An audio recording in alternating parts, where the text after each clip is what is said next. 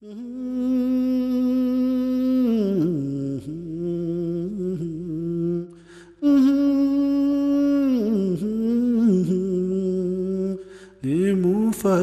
twibuke.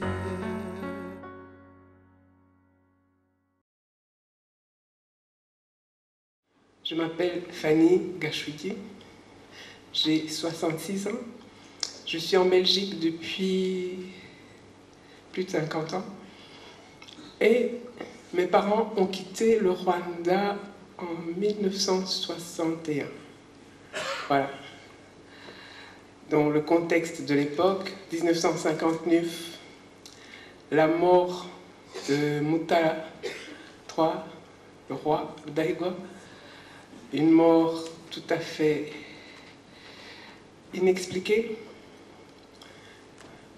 Un roi qui était nationaliste, c'est l'époque des nationalismes, c'est l'époque des indépendances.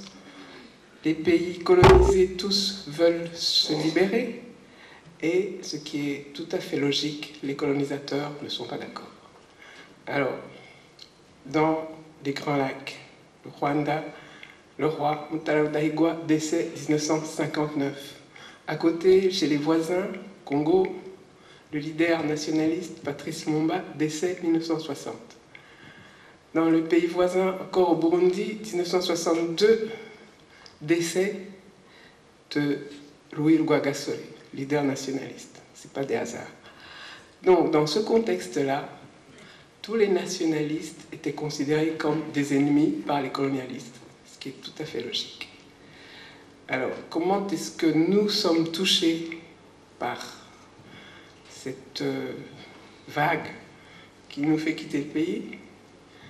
Mes parents, mon père qui était nationaliste, était emprisonné en 1959. C'est à ce moment-là, novembre 1959, qu'il y a ce qu'ils ont appelé les événements. Les leaders nationalistes qui n'étaient pas formatés par le colonisateur ont été tous emprisonnés, dont mon père.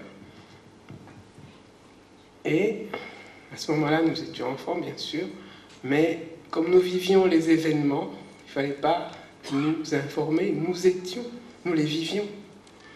Déjà à l'époque, il fallait traverser le pays avec des laissez-passer.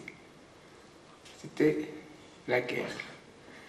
Et comme le pays colonisateur devait absolument trouver des collabos, les partis qui sont nés à l'époque, il y avait le parti nationaliste Lunard, il y avait l'Aprosoma, qui était un parti, disons, qui voulait aussi un changement social, mais qui n'était pas tribaliste, qui n'était pas ethniste. Il a fallu créer de toutes pièces un autre parti qui s'appelait le Parmé Hutu. Vous entendez bien qu'il y a le mot Hutu dedans. Ce n'est pas la politique, l'ethnie, ce n'est pas une question de politique, ce n'est pas une opinion. Mais ils ont convaincu toute une masse de personnes que c'était leur place d'être dans ce parti et qu'il fallait absolument être contre les Tutsis. Bien. Alors, à cette époque-là, déjà, les premiers pogroms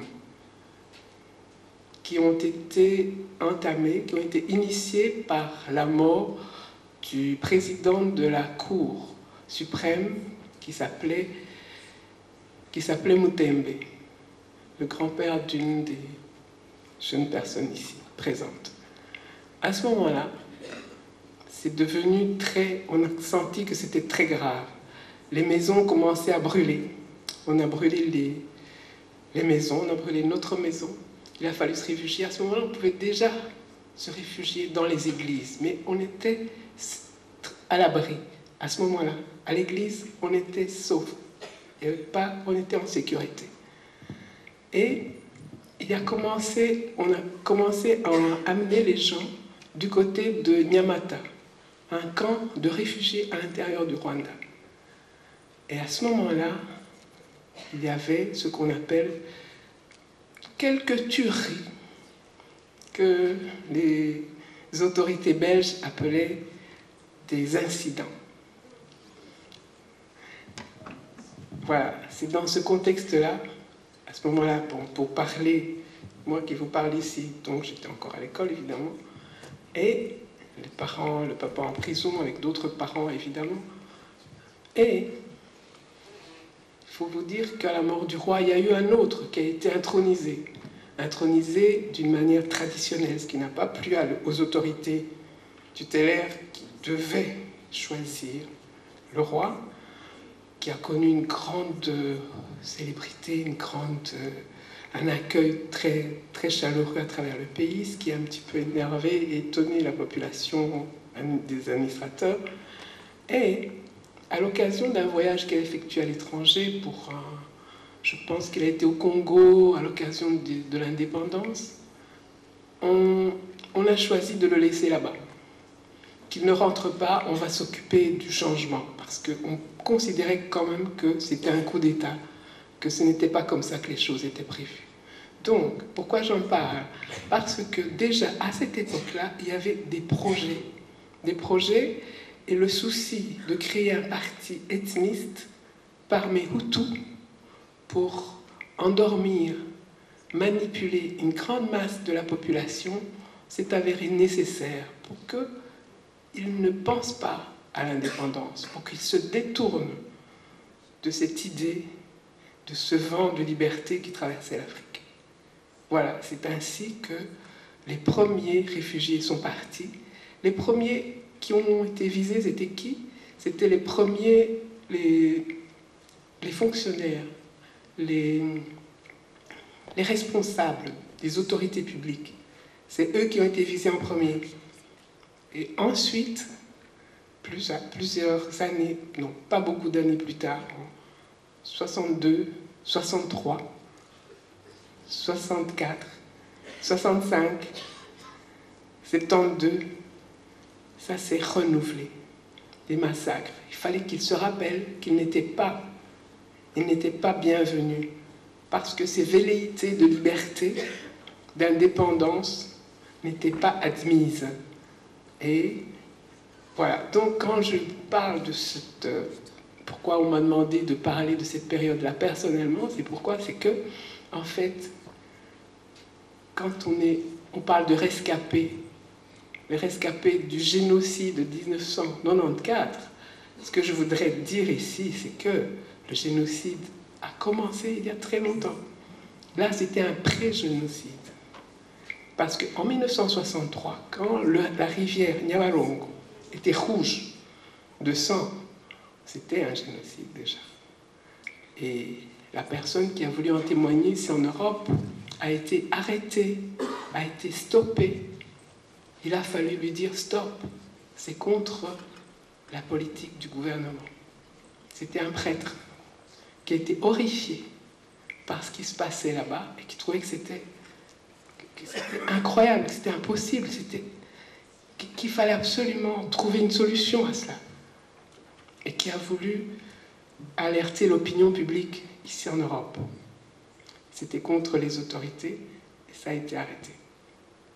Donc, quand on parle de rescapés, en fait, ce que je voudrais dire ce soir, c'est que nous sommes tous rescapés. Nous avons fui, nous avons dû rester à l'extérieur de notre pays, nos parents, nous-mêmes, nos enfants, pendant plus de 30 ans.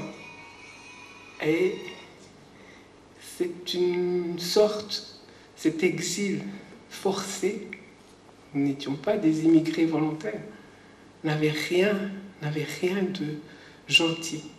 On n'était pas en vacances. Non.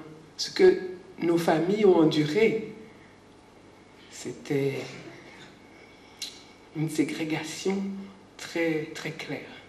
Dans nos pays voisins, il a fallu faire plein de concessions, on a dû ramper, on a dû se cacher, on a dû changer de nom, on a dû faire plein de choses pour survivre.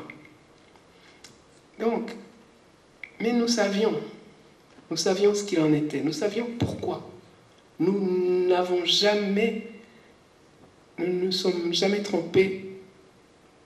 Nous savions qui était à la base de ça. la cause.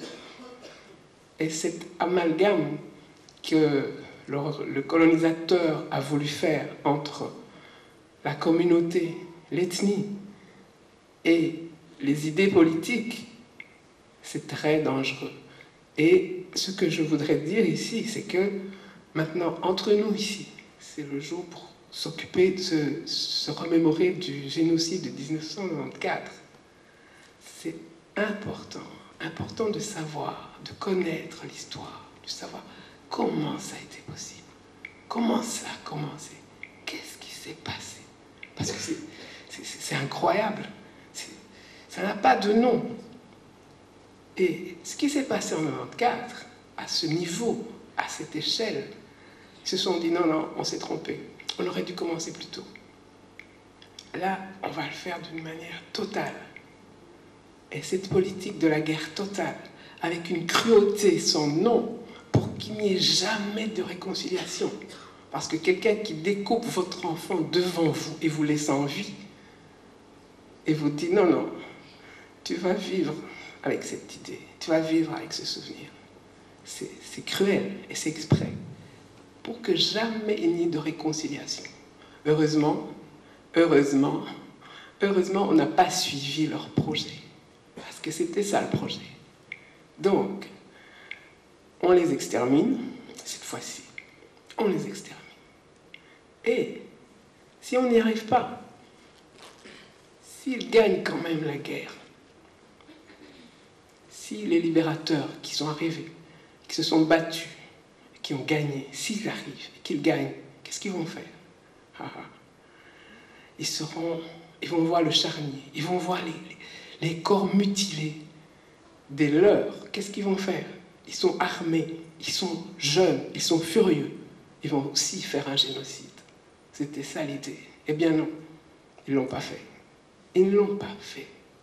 Ils ont dit non, votre projet, on ne va pas le faire. On va rester humain, on va garder notre pays, on va construire notre nation malgré vous.